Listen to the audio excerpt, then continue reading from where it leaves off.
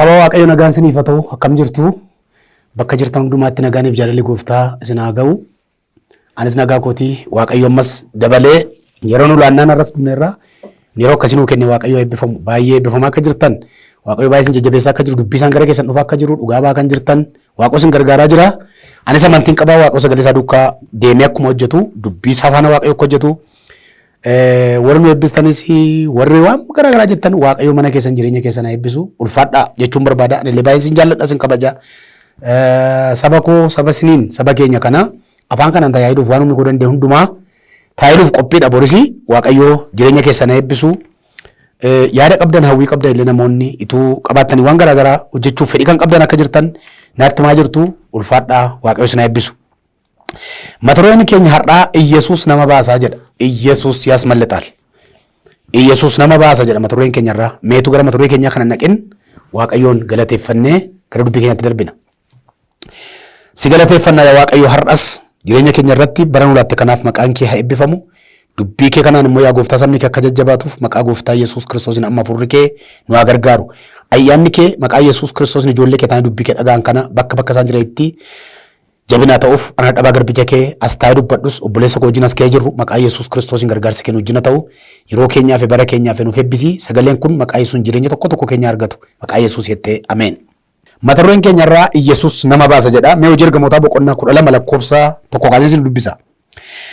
Bara sanas Heroodis mootichi namoota bu'aa waldaa kiristaanaa turan tokko miidhuudhaaf ciqileerra dhaabbate.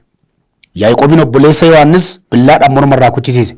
Kun warra Yihuudoota akka garaa ciibse yommuu argee itti dabalee Phexrosin immoo qabsiisee yeroon isaas yeroo namoonni ayyaana maxinootti ayyaaneffatan ture. Herodos yommus Phexrosin qabsiisee mana hidhaatti galchiisee darabee isaa eeganiifis loltoota kutata afuritti hiraman tokkoon tokkoon isaanii nama afur qabutti kenne. Ayyaana Faasikaa booddee garuu saba duratti akka qoramuuf isa dhiyeessuu barbaade. Yeroo Phexros mana hidhaa keessatti eegamaa turetti waldaan kiristaanaa immoo utuu gargar hin kutin Waaqayyoon kadhattiif turte. Edumtii guyyaatti Herodos Phexrosin akka qoramuuf dhiyeessuudhaaf jedhe sanatti Phexros fuuncaa lamaan hidhamee loltuu lama gidduu rafa ture.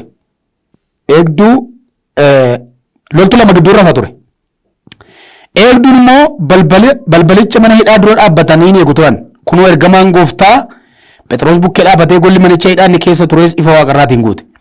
Ergamaan sun cinaacha Phexros rurrukutee dammaqsee dafii ka'ii ittiin jedhe. Achumaan fuuncaan inni ittiin hidhamee harka isaatti bu'e. Ergamichi immoo hidhadhu qobee kees kaa'adhu jedheen. Phexros kee hidhatee qobee isaas kaa'atee ergamichi ammas wayyaa kee uffadhu na duukaa bu'i ittiin jedhe. Phexros manicha hidhaa keessaa ba'ee ergamicha duukaa bu'e. Garuu ergamaan Gooftaa kan hojjeteef kun dhugaatti hin fakkaanne inni mul'ata waan argise. Ergamichaa wajjin eegduu warra duraa warra lammaffaa bira darbanii balbalicha sibiila samandiraatti baasu bira ga'an. Balbalichi utuu namni ittiin bu'in isaaniif baname. Isaanis gad hin ba'an karaa tokko erga takka deemanii ergamichi achumaan Phexros biraa sokkee. Phexros yommuu baree Gooftichi ergamaa isaa ergee harka Heroodosiif harka Yihuudoota warra hamaan irratti yaadan hundumaa akka oolche amma dhuguma beekeera jedhee ameen. Balbalicha mana hidhaas banee fuudhee ka'e jedha. Mee gara dubbii kanaatti nan deebi'a. Kitaaba kakuu haaraa keessaa hojiin ergamootaa kun kitaaba seenaa jedhamee beekama. Qofaamatti mata duree hojii ergamootaa jedhu yeroo biraa ilaalla yoo Waaqayyo nuu kennee baay'ee isaa argamee sagantaa keenyatti fuufnee hojii ergamootaa kan jedhu qofaamatti ilaalla toopikii isaa. Macaafni hojii ergamootaa yookaan kitaabni hojii ergamootaa kun kakuu haaraa keessatti kitaaba seenaa jedhama. Macaafa qulqulluu yommuu qorannu kakuu haaraas kakuu moofaas yommuu qorannu macaafa qulqulluu kana yeroo qorannu kakuu moofaas kakuu haaraas qoqqoonnee qoranna. Yeroo qoqqoonnee qayyabannu kakuu moofaas iddoo afuritti qoonnee qayyabanna kakuu haaraas iddoo afuritti qoonnee qayyabanna yookaan qoranna. Kakuun moofaa bakka afuritti qoodama yeroo qayyabannu akkaataa qoodama isaatiinis uumamaati amma keessa deebiitti seera uumamaati amma seera keessa deebiitti kan jiru kitaaba seeraa yookaan toraa jedhama. Seera uumamaati amma seera keessa deebiitti sin gargaara warri kitaaba dubbiftan warri qayyabannaa barbaadan. Seera uumamaati amma seera keessa deebiitti kan jiru kitaaba seeraa jedhama yookaan toraa jedhama. Kitaaba seeraati. Seerota shanan Waaqa dubbatee kitaabota shanan seerota Waaqayyo Museetti himee kitaabota shanan barreeffaman jechuudha. Lammaffaan macaafa Iyyaasuuti amma macaafa Asteeriitti. Macaafa Iyyaasuuti amma macaafa Asteeriitti kan jiru immoo kitaaba seenaa jedhama. Kitaaba seenaa Israa'el. Ba'uu Israa'el Gibxii ba'uusaa, Israa'el biyya kanaan galuusaa, bara abboota firdii, mootiin ka'uufii Israa'el, mootummaan gargar cabuu Israa'el, waan kana keessa darba. Seenaa Israa'el haasa'ama. Kanaaf Books of History jedhama yookaan kitaaba seenaa jedhamee beekama. Kitaabota seenaati. Kitaabota seenaa eenyu seenaa Israa'el dubbatan kitaaba seenaa jedhamuudhaan beekamu. Lammaffaadha kun. Sadaffaan Macaafa Iyyoobii amma macaafa hedduu heddutaatti kan jiru inni immoo kitaaba walaloof ogummaa jedhama. Kitaaba walaloof ogummaa jedhama warri kun immoo macaafa Iyyoobii amma hedduu heddutaatti kan jiru immoo sadaffaadha kun macaafa kakuu moofaa yeroo qoranne ilaalu yeroo qayyabachuudhaaf gargar qoodne dubbifna jechuudha. Arfaffaan macaafa raajii Isaayyaasii amma raajii Milkiyaasitti kan jiru inni immoo kitaaba raajotaa jedhama yookaan macaafa raajotaa jedhama. Raajoon immoo bakka lamatti qoodamu gurguddoo fi qoodamanii garuu raajii Isaayyaasii amma Milkiyaasitti kan jiru kitaaba raajotaa jedhamuun beekama. Akkasuma kakuun haaraas bakka afuritti qoodama. Kakuu haaraas bakka afuritti qoodne ilaalla. Wangeela Maatiyoosi amma wangeela Yohaanisitti kan jiru ivaanjelist yookaan wangeelaawota jedhamu. Wangeela Maatiyoosi amma wangeela Yohaanisitti kan jiru wangeelaawota jedhamu. Hojiin ergamootaa immoo kitaaba seenaa jedhama. Hojiin ergamootaa kakuu haaraa keessa kitaaba seenaa kan jedhamu hojii ergamootaa duwwaadha. Sadaffaan ergaa Roomaatii amma erga Yihudaatti kan jiru immoo ergaawwan yookaan epistles jedhamanii beekamu. Arfaffaan inni dhumaa mul'anni Yohaannis kakuu haaraa keessaa kitaaba raajii jedhamee beekama. Kitaaba raajii kan jedhamu gara fuulduraatti waan dubbatuuf mul'ata Yohaannis. Kanaaf kitaabni hojii ergamootaa kun kakuu haaraa keessatti kitaaba seenaa jedhamee beekama. Seenaa maalii? Seenaa maaliif seenaa inni yeroo haasofnu kitaaba seenaa maal nutti himu? Seenaa gara waaqaatti ol fudhatamuu Yesuus, seenaa bu'aa hafuura qulqulluu, seenaa jalqabuu waldaa kiristaanaa, seenaa babal'achuu waldaa kiristaanaa, seenaa lallaba Phexrosaa Phaawulosaa, seenaa hojii ergamootaati. Ergamoonni waan isaan hojjetan seenaa isaa tokko tokkoon kan nutti himu hojii ergamootaati. Galaataan dhaabbachuun hojii ergamootaa keessa jira. Galaataan tattaaffitaan hojii ergamootaa keessa jalqabe Galaataan fa'aa isaan dhaabbatan Efesoon fa'aa. Qolaasaayis Tesaloniqee kan jedhamu wangeela keessatti kan arginu kun hojii ergamootaa keessatti jalqaban adeemsa Phaawulos marsaa jalqabaa marsaa lammaffaa marsaa sadaffaa godhe keessa bara hojii ergamootaa keessatti hundeeffaman waldoonni ergaan barreeffame hundi isaanii bara hojii ergamootaa keessa kan isaan bu'uureffaman. Kanaafuu seenaa bu'uureffamuu waldaa kiristaanaa kan nutti himu jechuudha hojiin ergamootaa kun. Utuu hojiin ergamootaan barreeffamne ta'ee waa'ee seenaa kanaa namni laftirraa baran hin jiru. Bu'uureffamuu waldaa kiristaanaa bu'aa hafuura qulqulluu maal lafirraa arginu hin jiru utuu hojii ergamootaan barreeffamne ta'e. Kanaaf egaa hojii ergamootaa boqonnaa tokko irratti tokkomma 26tti gara waaqaatti ol fudhatamuu Yesuus dubbata. Erga du'ee du'aa ka'e Yesuus erga du'ee du'aa ka'e guyyaa 40 biyya lafaarratti deddeebi'e karaan mamsiifne namootatti mul'ise jedha. Warri kaan jedhanis warra bartoota dhufe fudhatanis tu arganii karaan mamsiifne betacabbaach guyyaa 40 biyya lafaarra deddeebi'ee of agarsiise. Mana cufamaa seenee yoo barbaachise fidee hidhee nyaatee itti argisiise Yesuus akka ta'e guyyaa 40 biyya lafaarra deemee gara waaqaatti ol ba'e. Gara waaqaatti ol fudhatame. Gaafa Yesuus gara waaqaatti ol fudhatamu ergamoonni gara Yerusaalemitti deebi'aniitu taa'anii Phexrosaa nama hojii kan wajjin fuula qabatee carraan isa dhoowwatte wajjin hojii kanaaf waamame nama nu keessaa fedhee Yihudaa kan bu'anii xabuunaan Maatiyaasiif bu'ee ergamoota iddoo Yihudaa buusanii ituu isaan taanee eegaa jedhanii ol ba'ee gaafa guyyaa kurnaffaa hafuurri qulqulluun dhangala'e. Hojii ergamootaa boqonnaa 2:1-7 dubbifadhaa. Ol ba'ee Kiristoos ol ba'ee hojii ergamootaa boqonnaa 1 irratti ol ba'uu isaatii boqonnaa 2 irratti hafuurri qulqulluun dhangala'e. Du'aa kee guyyaa 40 biyya lafaarra deemee ol ba'ee gaafa guyyaa 10 hafuurri qulqulluun bu'e. Ayyaana Peentekoostee jechuudha. Meeshaa irratti waan si dubbadhaan dhaggeeffadhaa. Ayyaana Peentekoostee fi bu'aa hafuura qulqulluu namni keenya hin beeku. Peentekoosteen maa inni karaa Peentekoostee jedhamu maa inni dhimma waa'ee Peentekoostee haasaa malee Peentekoosteen maal akka ta'e hin beeku manni keenya. Sabni keenya hundi wangeela lamnu baay'ee isaan beenu. Peentekoostee jechuun yookaan ayyaana makarii jechuun ayyaanota torba Israa'eliif kakuu moofaa keessatti kennaman seera Lewwotaa boqonnaa 23 dubbifadhaa. Seerota gurguddaa torba ayyaanota gurguddaa torba seera keessatti Lewwotaaf kennaman karaa Lewwotaa ijoollee Israa'eliif kenname. Ayyaanonni gurguddaan Waaqayyo ijoollee Israa'eliif kenne torba. Ayyaanota gurguddaa torba ijoollee Israa'eliif Waaqayyo kenne kakuu moofaa keessatti kan dubbatamu dhufee kakuu haaraa keessatti appilaayi kan ta'u ayyaana torba. Ayyaanni jalqabaa Paasoover jedhama yookaan Faasikaa. Ayyaana Faasikaa jedhama. Inni lammaffaan ayyaana Maxinoo jedhama. Inni sadaffaan ayyaana mataa bissii. Mataa midhaan irraa fidan ayyaana sana jedhama. Inni arfaffaan ayyaana makarii yookaan ayyaana Peentekoostee jedhama. Inni shanaffaan ayyaana malakataa jedhama. Inni ja'affaan ayyaana araaraa jedhama. Inni torbaffaan immoo ayyaana gordommoo jedhama. Seera Lewwotaa boqonnaa 23 argattu kan hundoosaa. Ayyaana Faasikaa, ayyaana Maxinoo, ayyaana bissii mataa midhaanii, ayyaana makarii, ayyaana malakataa fi ayyaana araaraa akkasumas ayyaana gordommoo jedhamanii beekamu. Egaa ayyaana Peentekoostee jechuun maali? Akkas jedhe Waaqayyo ji'atti galtan ji'a waggaa galtan waggaa jalqabaaf ji'a jalqabaa gaafa guyyaa 14 fakkeenyaaf akka keenyaatti maskaraam fulbaana akka isaanitti immoo Niisaan jedhama jiisaan galanii itti galtanii gaafa guyyaa 14 ayyaana Faasikaa ayyaaneffadhaa deemimisa galgalaa dhe Waaqayyo Kun maali? Gaafa Gibxi ittiin batetti yaadattu. Dimimmisa galgalaa baaftan sun Paasoover yookaan Faasikaa jedhamuun sun gaafa ergaan du'a gadhiifamee balbala keessatti dhiiga dibattanii isin du'a jalaa ooltan. Akkasuma immoo kakwaaraa keessatti dhufee Kiristoos duusaa jechuudha. Kana jeetti galtan keessa waggaatti galtan jee jalqabaa gaafa 14 ayyaana Faasikaa ayyaaneffatu dimimmisa galgalaa jedheen tokko. Gaafa guyyaa 15 isaatii immoo ayyaana maxinoo ayyaaneffattu jedhe. Ayyaana maxinoo jechuun raacitii kan hin qabne jechuudha bara. Ayyaana maxinoo jechuun raacitii kan hin qabne akkumatti kan tolfamu jechuudha. Inni sadaffaan immoo ayyaana bissii mataa bissii midhaanii. Midhaan keessa irraa bissii fiddanii bissii midhaanii mataa irraa fiddanii kan ayyaaneffattan siniif ta'u jedhe. Gaafa guyyaa 16ffaan. Isarraa kaasee dhe Waaqayyo guyyaa torbaa fi ayyaana kana maxinoo kana nyaatu. Ayyaana maxinootti guyyaa torbaa fi ayyaana maxinoo kana nyaatu garuu gaafa guyyaa 15ffaa jalqaba. Gaafa guyyaa 16ffaa isaatti immoo bissii fidduu jedhe bissii mataa midhaan keessanirraa. Isa booda gaafa bissii midhaanii keessanii fiddan sanarraa immoo torba lakkaa'ee torba ishee torba lakkaatii torban torba kana lakkooftanii gaafa guyyaa 50ffaa ayyaana Pheenxeqoostii isiniif ta'u kun immoo ayyaana makarii jedhe Waaqayyo. Ayyaana makarii jedhe. Hubadhaagaa. Warroonni kun hundumtuu ayyaana torban Waaqayyo ijoollee Israa'eliif kenname gaadduu ta'anii dhufan 4 xumuramaniiru kakwaaraa keessatti. 4 xumuramaniiru. Tokko Faasikaan keenya Iyesuus nuu qalameera.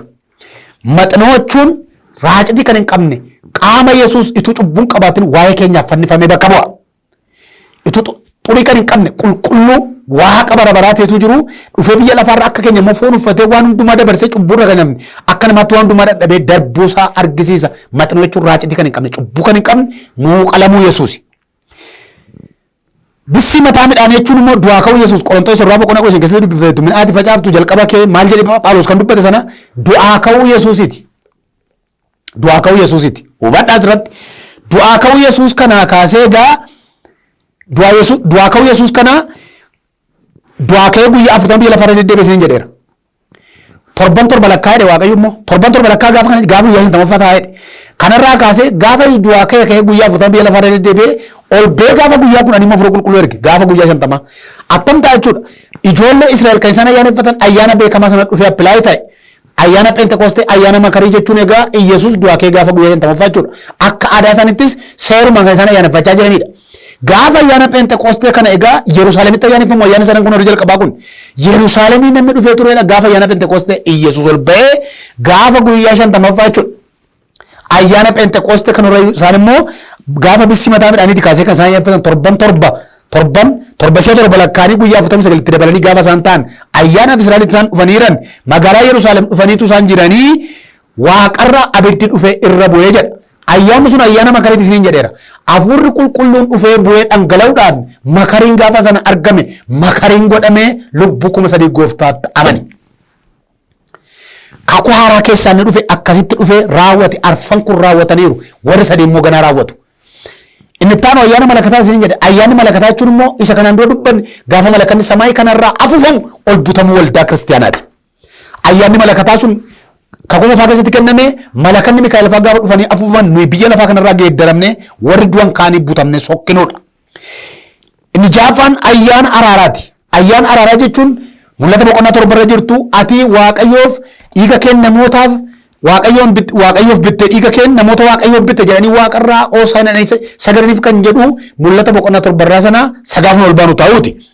Torbaffaaf inni dhufaa tabernaakil yookaan ayyaana gordommooti inni immoo bara waggaa kuma Kiristoos dhufee biyya lafaarraa nu wajjin jiraatuuti nus wajjin deebinee dhumnee biyya lafaarra jiraannuuti. Kanaaf ayyaana Pheenxeqoostee jechuun gaafa sana ayyaana kanaaf dhufaniiru isaan ayyaanni kun immoo dhufee pilaa akka ta'e beekan Kiristoos hin fudhanne waan ta'eef ayyaana sanarratti jiranii abidda fuudhu qulqulluu dhangalee ergamoonni karaatti ba'anii addabaabaatti ba'anii Phexros wangeela lallabee namni 3,000 gooftaa fudhate gaafa ayyaana Pheenxeqoostee. Kanaafuu boqonnaa lamarratti kun ta'e boqonnaa sadiirratti namicha dhalatee naafatu ka'e. Mana jalaa taa'ee kadhatu mana qulqullummaa jalaa ka'e amma boqonnaa 4tti sababa sanaaf ari'atamii ergamoota irratti ka'e maqaa kanaan dubbatinaa jechuun ittiin fayyuuf ilmaan namaaf kan kenname waaqa jala maqaa Yesuus malee maqaan kan biraan hin jiru jedhanii lallabanii Phexros fa'aa itti fufan. Boqonnaa 5 irratti hojii ergamoota Anaaniyaaf Saffiraa du'e hafuura qulqulluu sobuudhaan dhufanii Phexros dura dhaabatanii sobuudhaan du'an. Waliin dha'uu barbaadanii hafuura waaqa jalaan ba'aa waan ta'eef hafuurri waaqayyoo waan itti dhekkameef hin du'an. Boqonnaa 6 lakkoofsa 17 kee garuu dubbii tokko jira ari'atama ergamoota irratti ka'edha. hojii kanatu isaan hojjetanii harka waaqa wajjin ta'e dhiironnis dubartoonnis gara waldaatti dabalamaatu jiranii amantoonni dabalamaatu jiranii Phexros irratti kaa'anii jedha kun ari'achuu jalqabanii jedha Phexros fa'i qabanii hidhan jedha doorsisanii lafatti dhidhiitanii Phexrosin fa'a qabanii hidhanii mana hidhaa kaa'anii jedha hojii ergamoota boqonnaa shan lakkoofsa 17 kana kaasaa dubbifadhaa yoo biraallee waaqayyo boonsa siif godha Iyyesuus si baasa cufaa dhadhamii waan dhiisan keessaa hin baatu attamitti akka baatu hin beeku garuu inni tamanatte du'ee du'aan inni Phexrosin fa'a mana hidhaatti baase har'a galgala kanaa jalqabee karaa boonsaa siif hojjeta hin baatu. Asirratti dhufanii hidhanii mana hidhaatti dhaqanii ergamoota kana galchaniitu mana hidhaa ergatti qollofanii booda eegdus mana hidhaa irra kaa'anii galanii jedha jarri borganama seeratti dhiyeessuudhaaf. Du'i keetu borganamatti eegamu ulfina kee fida waaqayyo galgalarra. Itti cufama itti cufna eetu isaan eeganii karaa isaan hin eenne bakkaataan beekamne immoo waaqayyo boonsa hojjete sokkoo kee argu.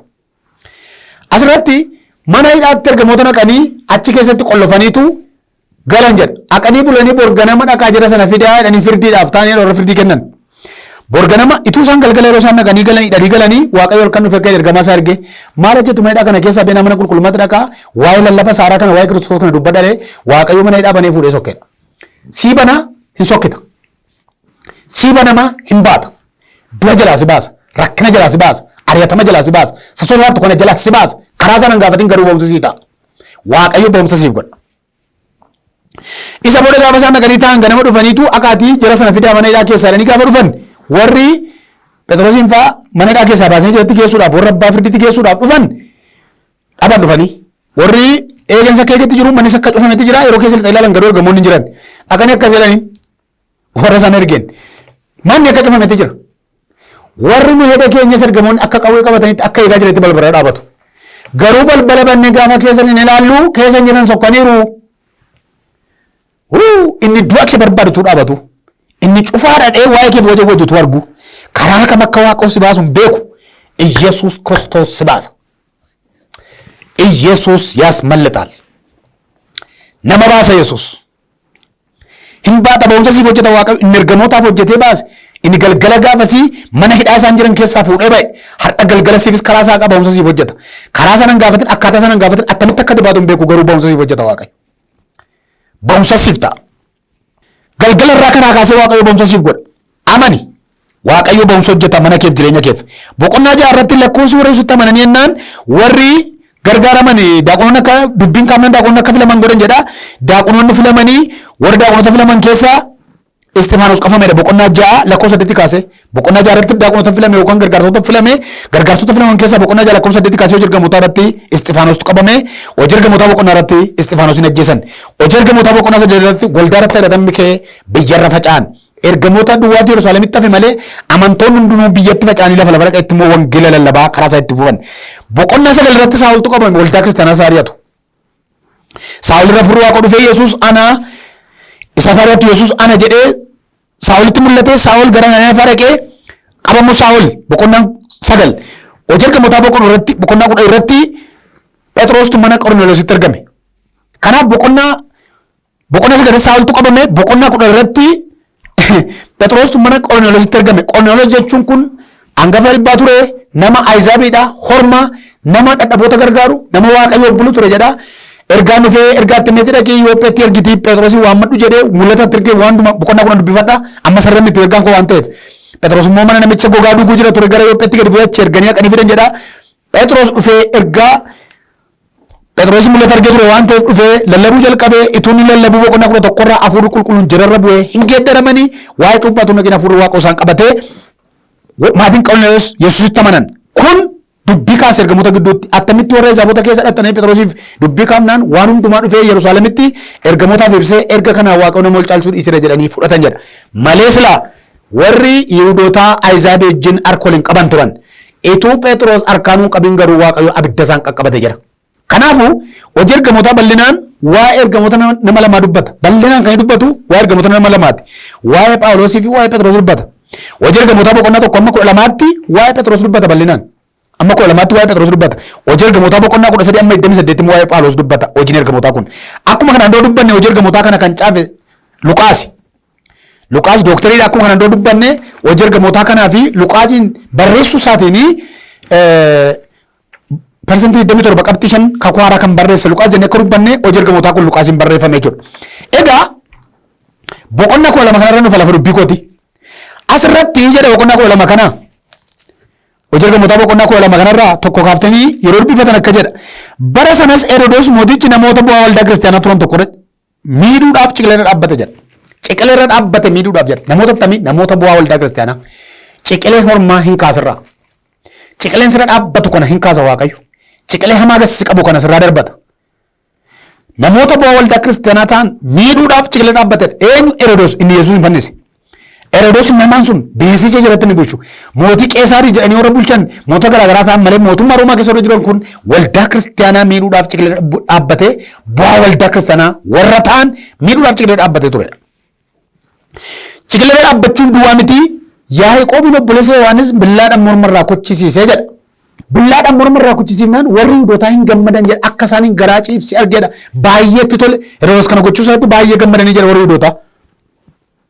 Gaafa inni garaa isaan ciibsu erga akkas ta'e immoo jedhee Phexrosis qabee hiisise jedha. Mana hidhaatti galchisiisee jedha.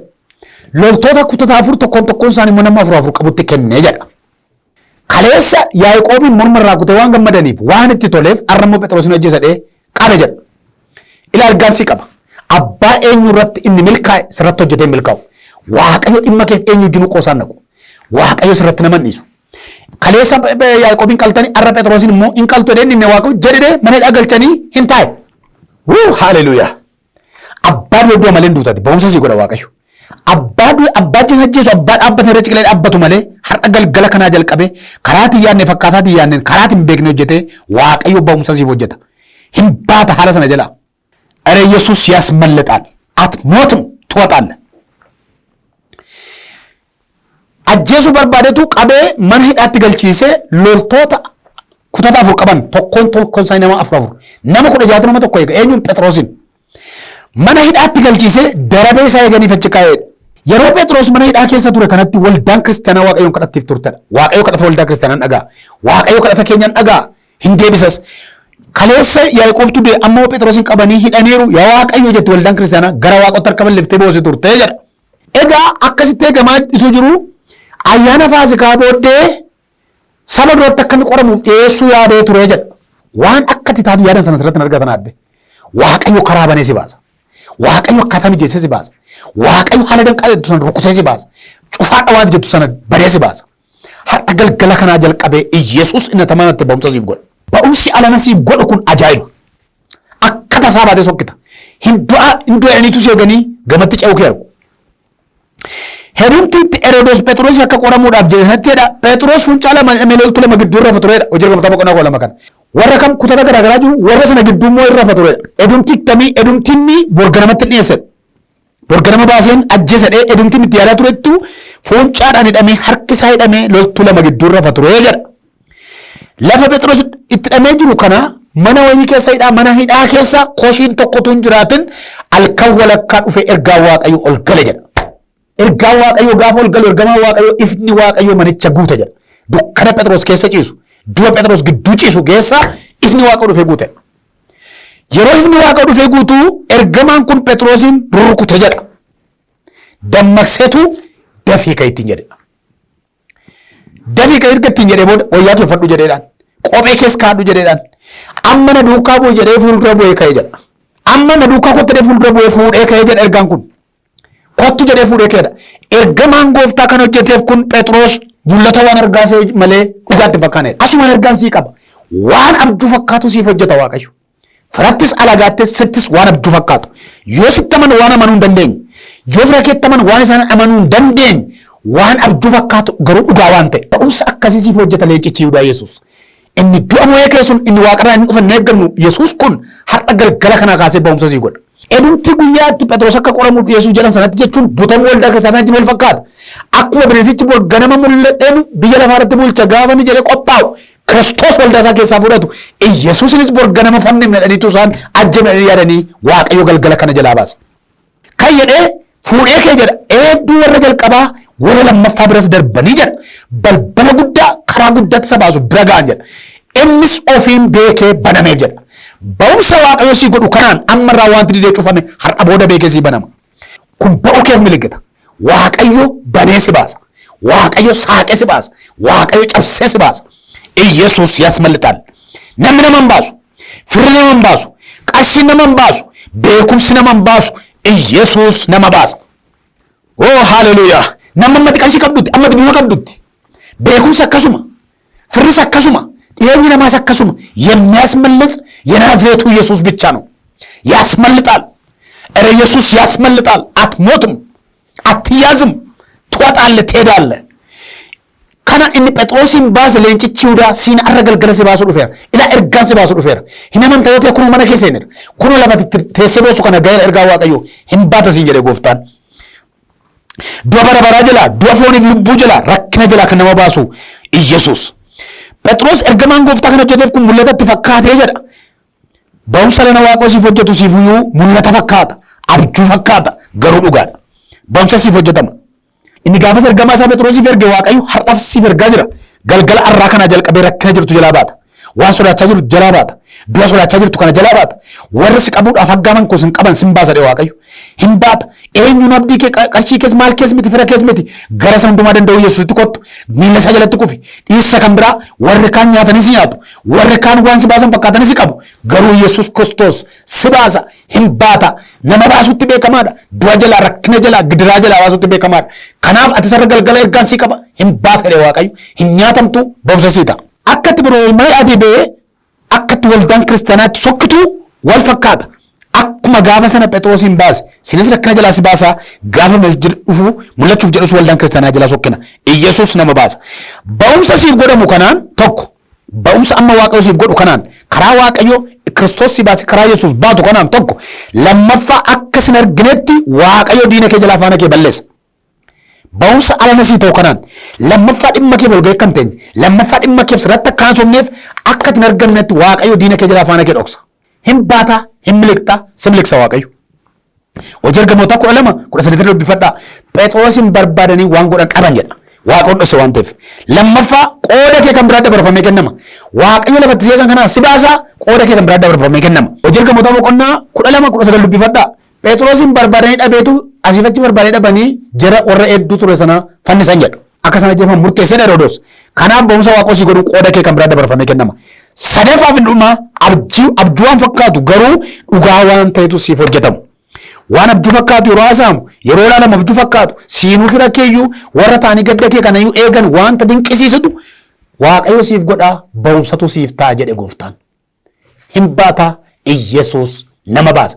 Kan inni baasu rakkina ishee biyya lafaa kana duwwaa jalaa miti. Du'a bara baraa jalaa gara jireenya bara baraatti. Badiisa bara baraa jalaa gara haqa bara baraatti. Gara jireenya bara baraatti. Gara jireenya dhugaa bara baraatti Iyesuus nama baasa. የሚያስመልጥ ኢየሱስ ብቻ ነው። waaqayyo sin eebbisu galateeffannee xumurra.